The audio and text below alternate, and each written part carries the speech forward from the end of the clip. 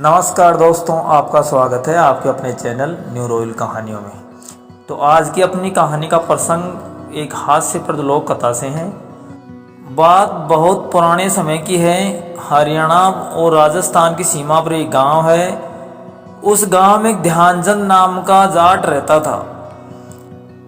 ध्यानचंद चौधरी पूरे गांव में अपने अक्कड़ स्वभाव और गजब के हास्य के लिए मशहूर थे। कोई भी बात हो उसे मजाक में न निकाले तो मानो वो खाना ही अधूरा रह जाता। ध्यानचंद की एक बड़ी कमजोरी थी खाट। खाट पर सोने और खाट पर बैठने का ऐसा शौक था कि गांव वाले उन्हें खाटू चौधरी कहकर चिढ़ाते थे। एक बार गांव में एक धनी सेठ की बारात आई। बारातियों के लिए सोफे, कुर्सियां और गद्देदार बिस्तर लगाए गए। चौधरी साहब खाट के बिना कहीं बैठते ही नहीं। उन्होंने दूल्हे के पिता से कहा, अरे भाई, बिना खाट बैठूंगा तो बारात में मेरा क्या रुतबा रहेगा? कौन मानेगा कि मैं यहाँ का चौधरी हूँ? गांव वाले हंसने लगे। सेठ ने तुरंत खाट मंगवाई और चौधरी उस पर बैठ गए जैसे ही सिंहासन पर कोई राजा बैठता है। उस दिन से चौधरी की खाट की चर्चा दूर दूर तक होने लगी। कोई मेहमान आता तो चौधरी कहते, पहले खाट पर बैठूंगा तब बात करूंगा। कोई मजाक कर देता, खाट नहीं मिली तो चौधरी हंसकर जवाब देते, फिर हम धरती पर लेटेंगे पर कुर्सी पर नहीं बैठेंगे। एक दिन गांव के नौजवानों ने चौधरी को छेड़ने के लिए शर्त रखी। बोले, चौधरी साहब, अगर तुम सच में खाट प्रेमी हो तो अगली बार बारात में अपनी खाट को साथ लेकर चलना पड़ेगा। चौधरी ने मुँछों पर ताव मारा और बोले, अरे ओ छोरे, चौधरी का वचन है, अब की बारात में खाट ही मेरी घोड़ी होगी। गांव वाले ठाका मारकर हंस पड़े। कुछ दिनों बाद चौधरी के रिश्तेदार की शादी थी। पूरे गांव को इंतजार था कि चौधरी क्या करते हैं। बारात का दिन आया, ढोल नगाड़े बजे, घोड़े सजाए गए, पर चौधरी साहब ने सबको चौंका दिया। उन्होंने अपनी पुरानी लकड़ी की खाट को रंगवा दिया। उस पर रंग बिरंगे कपड़े, फूल मालाएं, यहाँ तक कि खाट के पायों में घुंघरू भी बांध दिए। खाट को 4 हट्टे कट्टे जवानों ने कंधे पर उठा लिया। चौधरी खाट पर बैठ गए, सिर पर पगड़ी, हाथ में लठ, और जोर से बोले, चलो रे, खाट की बारात निकल पड़ी। जैसे ही बारात निकली, गांव वाले तालियां बजाकर हंसते हंसते लोटपोट हो गए। बच्चे चिल्लाने लगे, देखो देखो, चौधरी घोड़ी पर नहीं खाट पर बैठे हैं।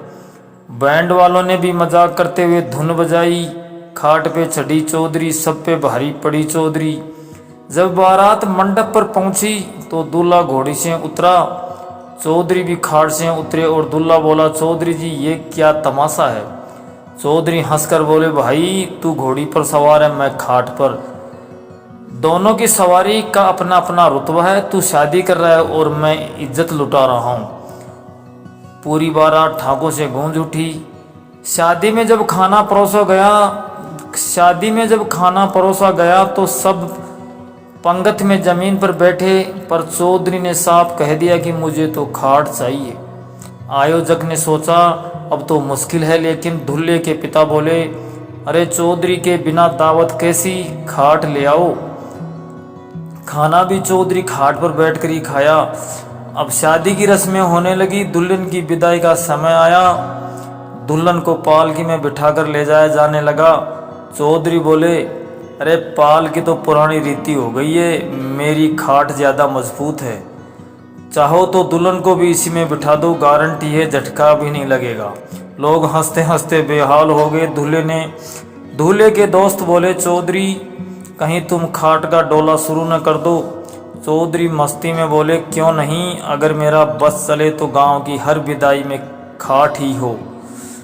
उस शादी के बाद से गांव में कहावत चल पड़ी, जिसकी सवारी खाट, उसका मजाक पूरे गांव पर भारी। चौधरी जहां भी जाते लोग कहते, लो आ गए खाट वाले चौधरी। और चौधरी गर्व से कहते, हाँ भाई, घोड़े वाले बहुत देखे होंगे, खाट वाले बस हम हैं। तो इस कहानी से हमें इस कहानी का ये सार है कि ये कथा आज भी गांव गांव में सुनाई जाती है। लोग कहते हैं कि जाट की अकड़ और उसका मजाक दोनों ही लाजवाब होते हैं। ध्यानचंद चौधरी की खाट ने भले ही सबको हंसी का विषय बना दिया, लेकिन उसमें ये भी सिखाया है कि हंसी और मस्ती से बढ़कर कोई सवारी नहीं है। तो आशा करता हूँ आपको ये छोटी सी कहानी पसंद आई होगी। अगर पसंद आई तो वीडियो को लाइक, शेयर और चैनल पर आए हो तो चैनल को सब्सक्राइब जरूर करें। जय श्री राम।